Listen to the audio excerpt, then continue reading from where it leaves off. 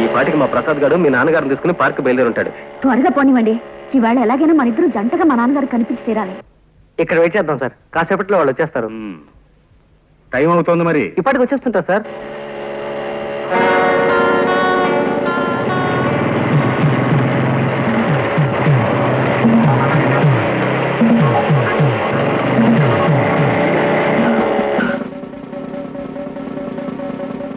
Helmet ఎక్కడ mister? Helmet sorry మర్చిపోయాను sir, please. Me safety కోసం హెల్మెట్ పెట్టుకోమంటే మీ యంగ్స్టర్స్ అంతా దాని ఏదో జోక్ కింద తీసుకుంటారు. అసలు హెల్మెట్ వల్ల ఉపయోగం ఏంటో తెలుసా మీకు? టైం 5:30 దాటుతుంది, ఇంకా వీళ్ళు ఎక్కడ అయిపోతారే.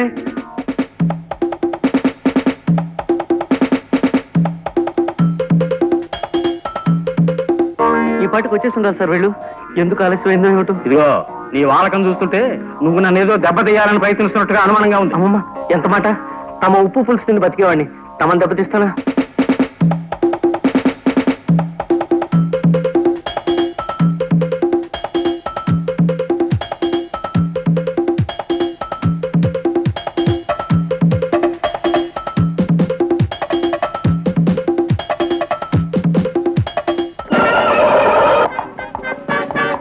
ఏమిది పుత్రరత్నమా?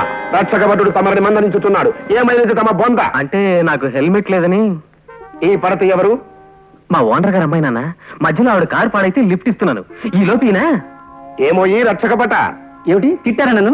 చెప్పండి, ఇంకో కేసు కూడా రాసేస్తాను. రక్షకభటుడన్నది నీకు వృత్తిరీత్యా సంక్రమించిన నామధేయం బాలక.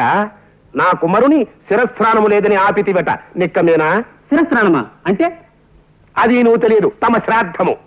శిరస్త్రానమును ఆంగ్లమున హెల్మెట్ అందరు. అవును, హెల్మెట్ లేకుండా బైక్ నడపడం నేరం. సరే, నీవు అశ్వమును అధిరోహించగలవా? అంటే గుర్రము ఎక్కగలవా అని అడుగుతున్నారు. హార్స్ రైడింగ్ తెలీదు.